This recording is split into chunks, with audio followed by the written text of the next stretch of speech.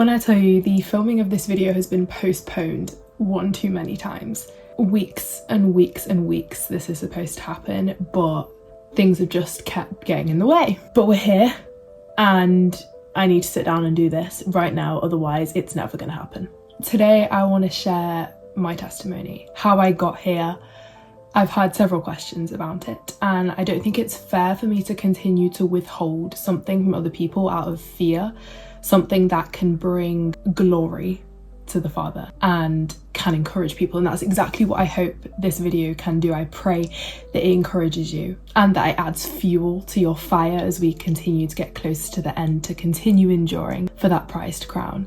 And ultimately, I pray that it gives glory to my Father in heaven and to the man who saved my life, Yahusha HaMashiach. And if you're new to this channel and those names are unfamiliar, or you're new to the way, this faith in general, watch this video right here. It should clear up any questions you have. Now, I think one of the reasons I put off this video so much is when you speak certain things, they can feel much more real when they're just inside your own head. You can ignore them. I've never shared my testimony with anybody before, and to come on here and share it with a bunch of strangers, well, you guys are not strangers, you guys are family, you know, you're my brothers and sisters, but there are people potentially watching who don't have pure intentions, and that made me fearful. But because I know this is what the Father has called me to do, this is a video he wants me to put out, I know he'll protect me, and I'm going to choose to put my faith in that. But I don't get nervous to film videos, and I'm nervous. If you've been here for a while, you know that I can yap and I can talk a lot, but we're not going to do that today. We're going to get straight into it. And just a little disclaimer, I'm going to speak about my dad quite a bit in this video, and I have got permission from him to speak a bit about his story. Just felt like that needed to be noted. So I was born to two very strong Christian parents. I'd always been exposed to the Bible, and I grew up, you know, with the stories of Noah's Ark and Jonah and the whale and the creation, and those were all things that were a strong part of my childhood. We went to church every Sunday. I prayed every night with my mom when she would put me to bed. Jesus was a very big part of my life. But obviously I was just a little girl. I was just kind of following my parents' faith. There wasn't really anything there for me. I mean, I was like, what, 5 years old? But no, literally like from fresh out of the womb, that was my life. So there was a lot of seeds planted in my childhood, which I'm very grateful for. And I think I am beginning to see the fruit of them. Now, I'm a daughter to divorced parents. My parents split when I think they officially divorced when I was about 3 years old.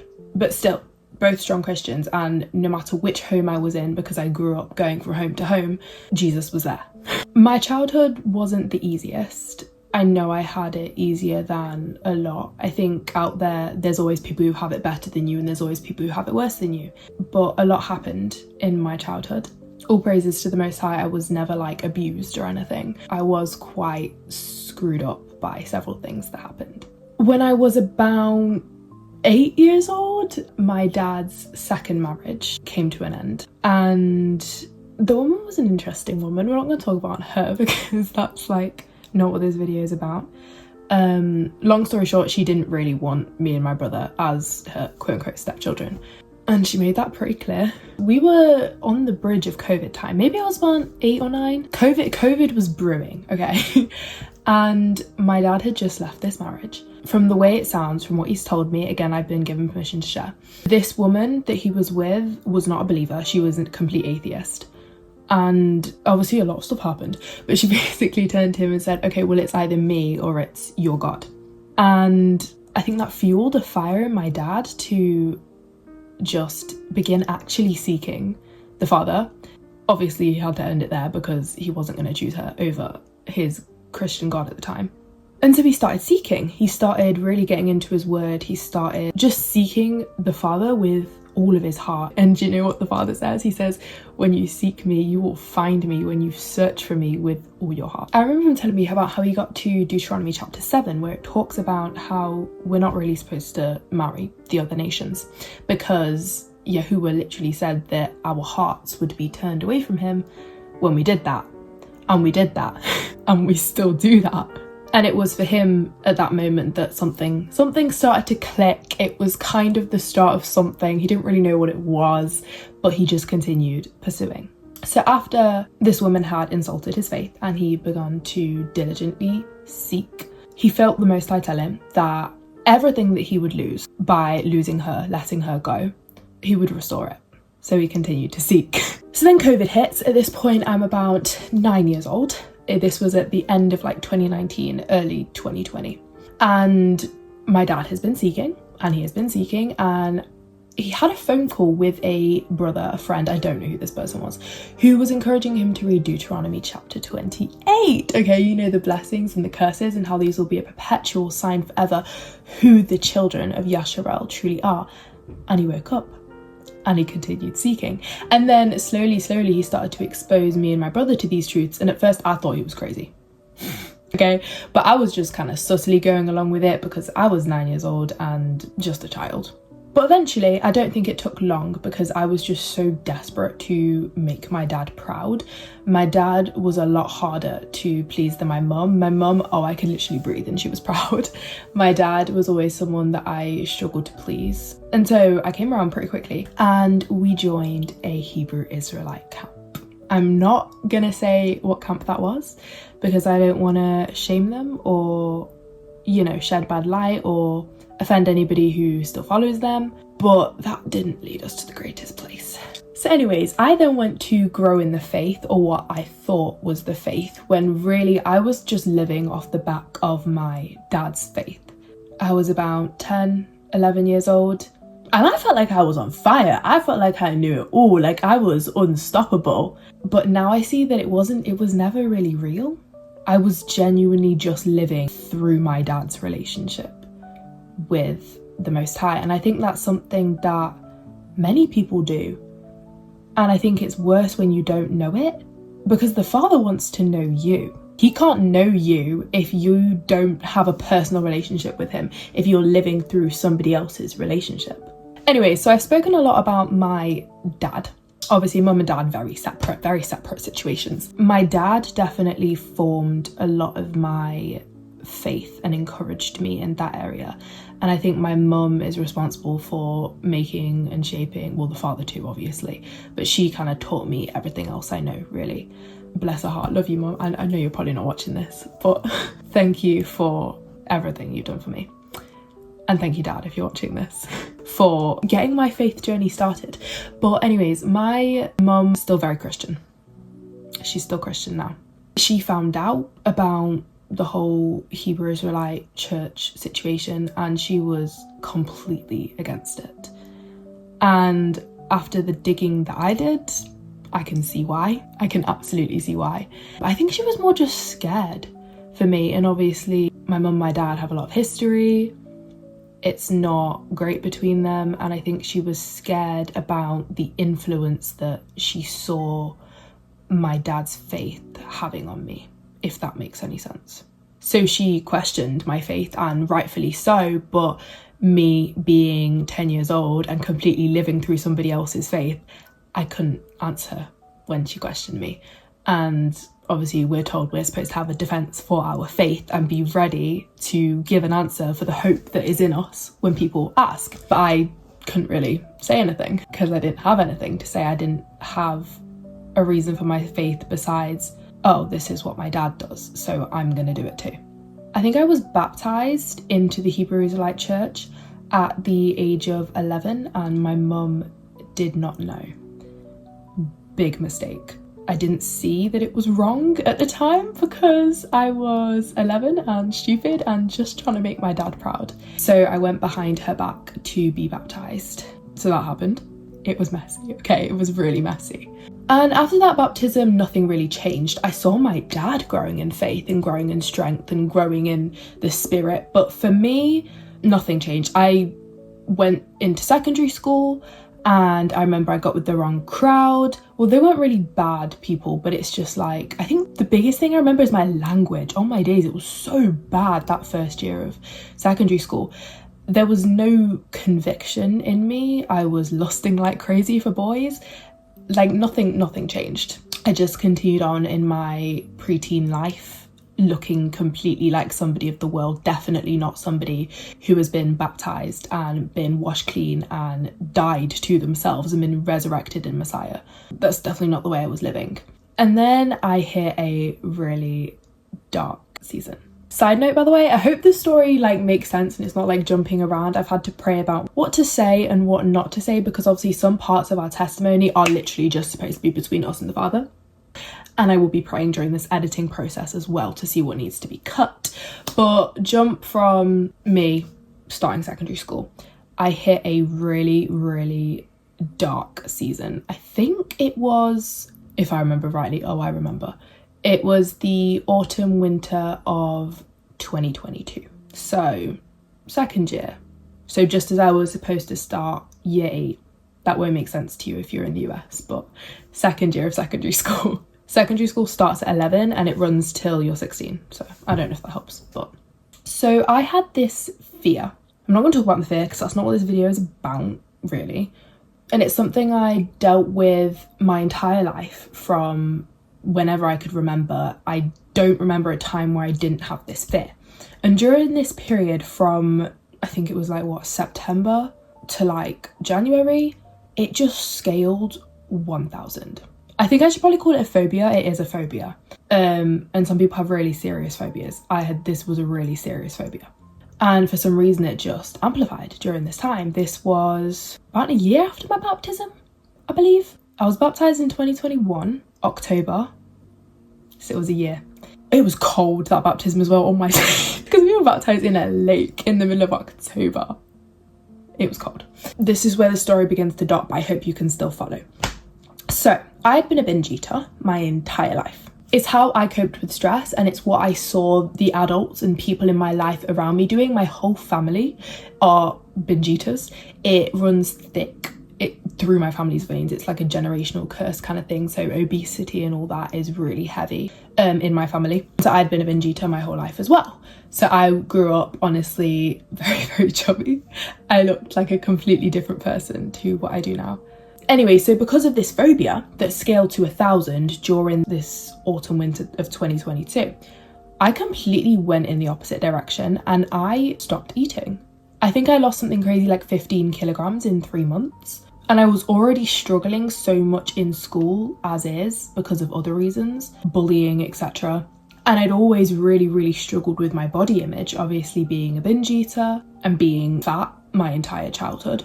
So when I saw I was getting skinnier because I wasn't eating for reasons that had nothing to do with my body, they all had to do with this phobia, I carried on. Because I was like, wait, this is great. Like, not only is this helping me cope with my anxiety because of this phobia, my not eating, I'm also finally looking like all of the other girls. Like, this is great. Let me just carry on. So I carried on. And all of this time I was in the quote unquote truth, but I had no fruit to show for it. Anyways, I was pulled from school that December because I was so poorly, mentally, physically, because I wasn't eating. And so I became homeschooled and I healed a bit. I spent the entire of January and February, March, April, May healing, trying to learn how to eat again.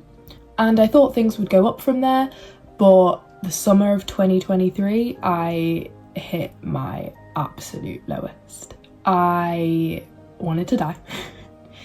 And from the explanation I've given you, it might not seem like I had enough of a reason to die, but other things combined with this phobia I was dealing with, combined with the fact that I could barely even look at food, combined with the fact that I was just so disgusted at myself, I didn't feel like I fitted in. I was so lonely because obviously I'd been pulled from school. That was definitely the right thing to do. Homeschooling has made me the person I am today, and I'm so grateful for it. And it gave me a lot of confidence actually, which kind of sounds like the opposite. But because obviously I wasn't spending so much time on timetable subjects, my mum was able to help me in simple things that I couldn't do, like go to a shop and speak to the cashier. But there was a lot going on in that time and I was just ready to die. I didn't want to wake up and see another day. I just remember feeling so empty. It just was not a fun time. I never made any attempts on my own life, which I'm very grateful for, because obviously I had this foundation and I knew that that would displeased the Father, and I knew that it was sin. I don't think I should really talk too much about that, but there was times I couldn't even light candles and that because, yeah, very, very dark time. But by this time I was also having doubts about the faith and about this Hebrew Israelite church and the whole movement, because it's like, okay, great, this is truth, but then why is my life still like this? Why do I feel this empty? Why do I feel this depressed and tormented if this is truth and this is light? So I was doubting at this point. I was like, I never doubted that there was a creator. From the seeds that have been planted from my childhood, I knew that like there is a Father out there somewhere, but I don't think I truly believed that he cared about me, or that he loved me, or that he was pleased with me, or that he wanted to pay me any attention, because at this point I just felt so drowned in sin. And I just felt so far gone that it's like, I remember sitting on this bed that I'm sat on right now, and I turned and I faced this wall, because that's where the east was, because that's one of the things we were taught in the church, that when you pray, make sure you face the east. Because obviously I think it's something to do with the verse about turning towards the temple, and he'll hear us if we turn towards the temple. Part of me believed that my prayers were invalid if I wasn't facing the east, because the Father wouldn't hear me. So if I didn't know which way was the east, I'd be hesitant to pray. Anyways, so I faced this wall and I just cried out to the Father. I was like, look, if you're here, because I know you're here, but like, I seriously need help. Okay, I'm done trying to do all of that, trying to make myself better by myself, trying to heal myself. I'm just done. I was just done trying to exist at this point, right? I can't even remember what I said, so I'm not even going to say because it won't be accurate. But I just cried out to the Father, and then I just sat in silence. Honestly, I don't even think there was words. I think I was crying too. Like, I was crying. I was bawling my eyes out. Just so depleted and empty. And I heard okay, this is going to sound so crazy. I heard a voice inside my head. It was not my own voice. And he told me to go and wash my face. So I took myself over to the sink. I washed my face, and he was like, those tears is everything that you've been through from the point you were born, from the point things started to go south till now. That is you washing it. You've cried it out, you've let it out, and now we're washing it off, and we're starting fresh. Okay, right now we are starting fresh. And I remember I sat there at my desk, and I think I was just like putting moisturizer on my face after, you know, crying all my mascara down my eyes. I don't even know if I was wearing mascara, because there was a time where I literally couldn't even get ready properly, because I knew that there was going to be a point in the day where I just absolutely bawl my eyes. Like, there was a time where I didn't go a day without just absolutely breaking down. And I sat there and I had a full-on conversation with this voice in my own head, and I can't remember what the conversation was about, but all I know is it made me feel so much peace and so much comfort that I'd never really felt before, and I felt safe and I felt hopeful.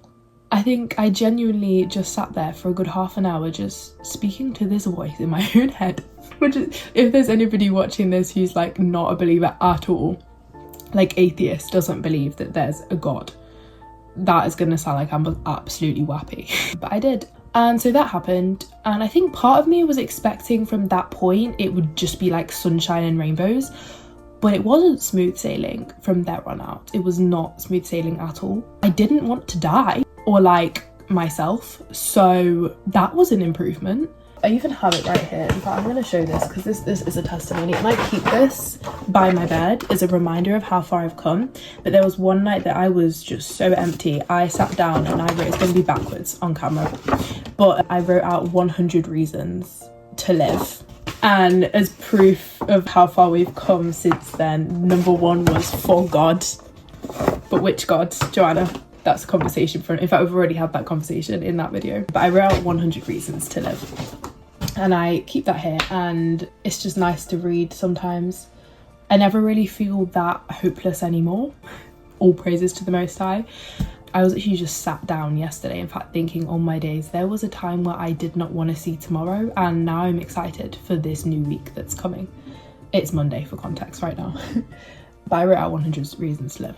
So it wasn't smooth sailing after that. I battled hard with OCD. my eating disorders and my fluctuating relationships with food and with exercise, because I think I went to a point where obviously I had managed to eat again like a normal human being, and I'd begun enjoying food again, but I had no really like conscience of, how do I put it?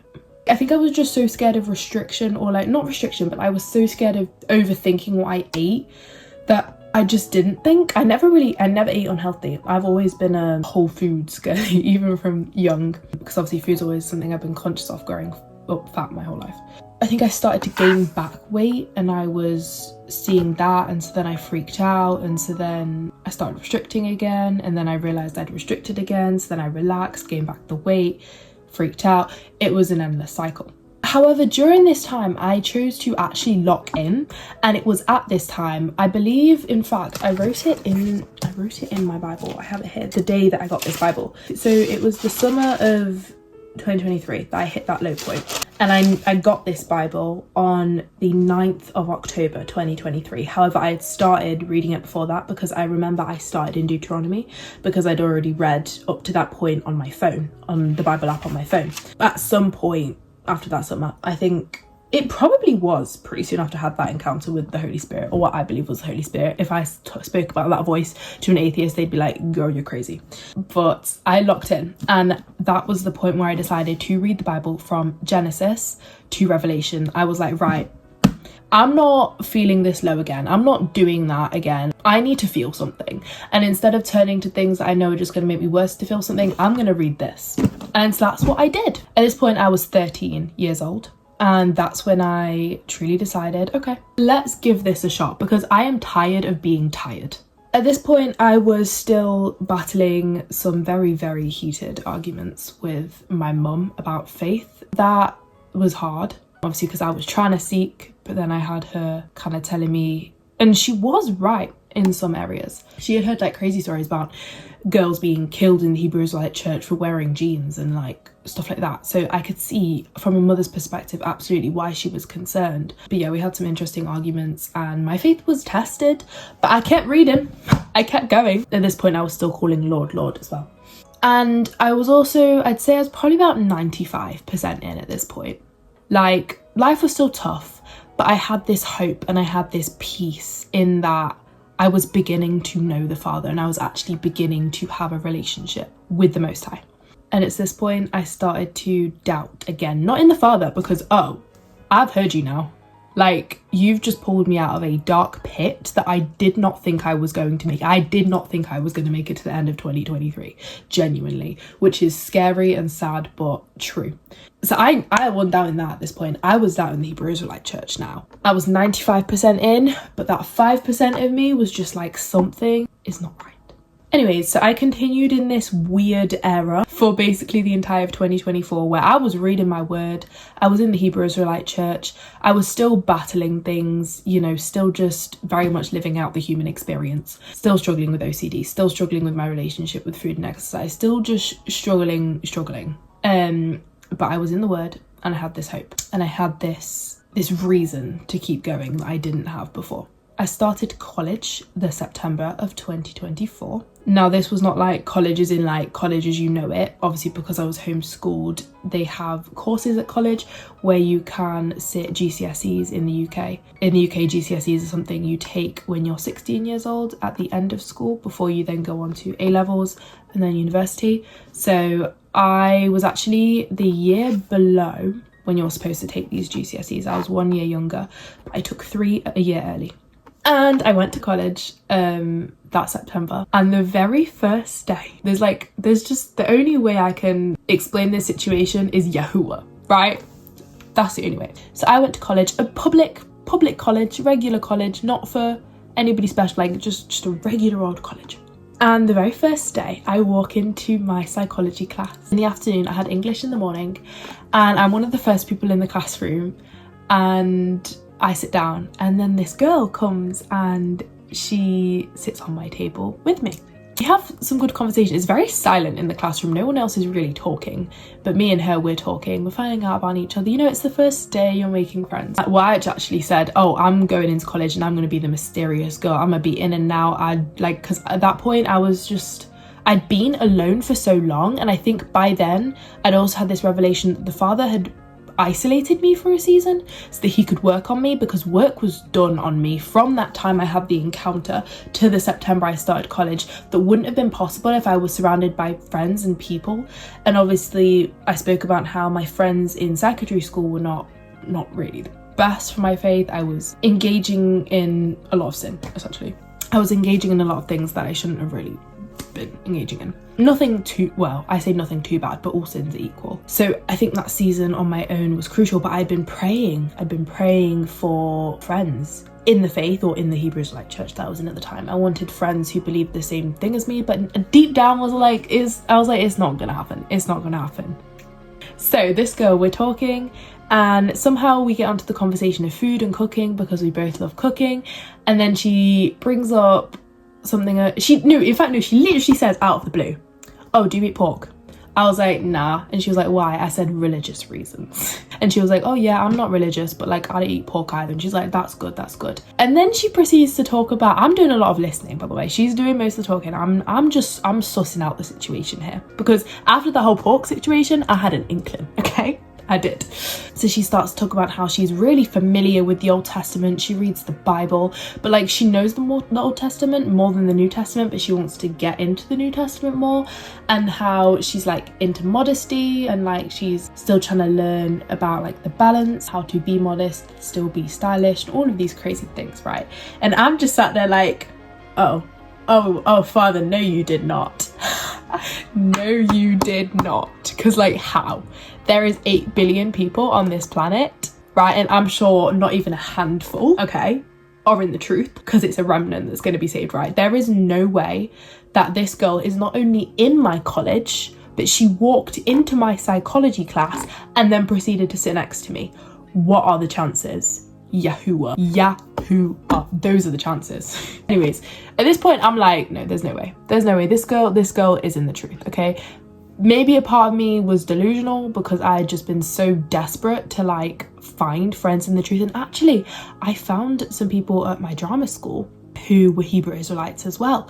But it was so interesting because although I've been praying, this was even before I started college, although I've been praying for friends for a time, when I found out these 2 girls were Hebrew Israelites, I don't know, I just had this like feeling that it wasn't going to go anywhere. Not really sure. And obviously not to shame these girls at all, but they were very much like me. Like it wasn't giving, how do you put it without like dissing people?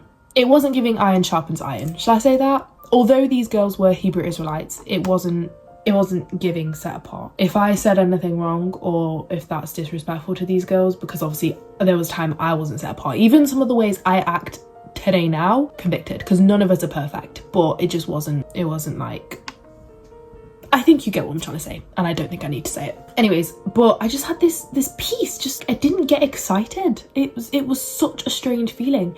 Long story short, the next week they left the drama school. So, and I think that was honestly the Father's protection, because if I had got really, really excited about that could have been heartbreaking for me. Like these 2 girls who were also Hebrew Israelites, and they just disappear, because it's literally the week after I found out that they were Hebrew Israelites, they left the drama school. Anyways, so where was I on this story about college? I had this inkling. I was like, nah, she's in the truth. She is in the truth. And maybe part of me was delusional because I had thought this about so many people before, because I was just so desperate to find friends in the truth, that the second that they even hinted towards being Bible believers, the fact that they would probably be Christian, nah, they're Hebrew Israelites. They're in the faith. But it was just something was different. Anyways, so I think a couple days passed and I spent more time with this girl, just kind of speaking to her, just kind of trying to suss things out. I met her on the Monday, and on the Friday, I believe, she was talking about like, oh, when she's going to do her revision, when she's going to do her work, or when she's going to do her homework. I can't remember, something like that. And I was like, oh yeah, I'll probably do the homework like on Sunday, because I'm not going to do it Saturday because it's Sabbath, innit? That's literally what I said. That was a smooth line, okay? I was waiting to drop that one because I was like, okay, so how am I going to tell her that we're on the same page here? By this point, I was pretty sure she was in the truth, but I was willing to just give it a shot. She could turn to me and look confused and be like, what do you mean it's Sabbath? But she turns to me and she's like, and I'm like, and it's like, no way. Anyways, we had a mini celebration and then we had to part ways because we were literally walking out of the college entrance at that point. And so the Father sent me what I'd been praying for the longest time, and he blessed me with a sister in the truth, but like a real life physical sister in the truth. And this is where my walk changes. This girl who I had met was not a Hebrew Israelite. I thought she was, she wasn't. She followed Truth Unedited. Love Truth Unedited down so much. Like, if you're not watching him, I'm sorry, but you're living under a rock. My dad, I'd seen Truth Unedited played a little bit before, but I'd never really sat down and watched it myself. I live with my mum, so I only saw it several times. When I was with my dad, I never really watched it by myself. I knew she watched Truth Unedited, but I was like, what do you mean you're not like a Hebrew Israelite? What's the situation here? Anyway, so I started watching Truth Unedited for myself, and he's like a huge part of my journey in itself, because it's then that things started to click.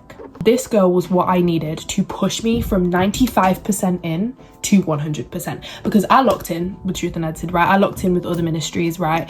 I kind of started to drift away from this Hebrew Israelite camp, and very, very slowly, I completely dropped that label. And it wasn't until I locked in and started doing my own research and started branching out outside of this Hebrew Israelite camp that I actually started calling upon Yahuah. I did not call him that before. That series, the Truth Unedited Brother Ron did on the Hebrew Israelites, that like solidified it for me. I'd been out for a long time, but that's why I could only get 95% in. The Hebrew Israelites, half-truths. That's why I can never go 100% in, because a half-truth is still a lie. And this girl that the Father sent me, you've seen her, I've vlogged her before. She is what pushed me from 95 to 100. Because I left the Hebrew Israelite camp and I started pursuing the way, and now the sun is really like starting to shine. So since September, in fact it was probably like October, I found Yahuah, as in like Yahuah of 2024. I've been finding my balance. It hasn't been easy. I think the biggest thing that I've been struggling with is making sure that I'm not just speaking truth, but also making sure my life is preaching truth. Do you know what I mean? I struggle a lot with my mental health still. Just because I follow the Most High and I follow the way doesn't mean all that just disappears. It's just the way you deal with it changes. And so obviously because of that, my mood can be like this. And so sometimes I don't feel like, especially in the beginning, I didn't really feel like I was the best representation of the way. And I honestly found it really easy for my light to shine out in public. But I think it's in the home that I really struggled to be a light. It's only probably last year, the end of last year even really, that after I had a really big argument with my mum, that I really realised the extent to which my actions were hindering the way that I was portraying the faith that I was walking. I think also I had a lot of frustration that the way that it's honestly just like the scales had been completely removed from my eyes, the way that my mum and my brother couldn't really like see that either. I think that came out in a lot of frustration instead of patience and grace. And so the Father had to like, you know, since going all in with the Father, hitting that 100% with Yahuah, now that I actually knew who he was, and I left the Hebrew Israelite Church. If you want to know why I left the Hebrew Israelite Church, if that confuses you, if you're a Hebrew Israelite, honestly, I think the best thing you can do is go and watch Truth Unedited series, because that says everything that it needs to say. But things did get a little bit harder with my mum. She had a rough childhood. Most of her family were in the Exclusive Brethren, which if you don't know about them, go do your Google research. So I think religion is always something that has scared her. And so then when she saw that I was all in for the Father, I wasn't playing. Like, if it dishonors him, I'm not doing it. And then obviously with me stopping celebrating Christmas and all of those holidays that she loves, that was quite hard. So that's still not easy to this day. And that is how I'm sat here today. That's how we got here. Besides that testimony in itself, how I was done being alive and now somehow I'm still sat here like nearly 3 years later. That story in itself, hallelujah, all glory to the Father. But the Most High has just truly been with my family through thick and through thin. He helped my family through some seriously hard financial times when my parents were divorcing. I didn't even know Like, childhood Joanna didn't even know that we were facing financial struggles to the point where we could barely eat, because he made a way where there seemed to be no way, to the point that my mum was still able to put food on the table for us, and I had no clue. My mum in herself is a walking miracle. She was born with a diaphragmatic hernia, basically a hole in your diaphragm. So there was only a 50% chance she was supposed to be alive. If the 50% had gone the other way, I wouldn't be sat here today. When she had my brother, her diaphragmatic hernia ruptured, and now she has her kidney, her colon, all her intestines on her chest. Her heart then moved over, squashed her left lung, I believe.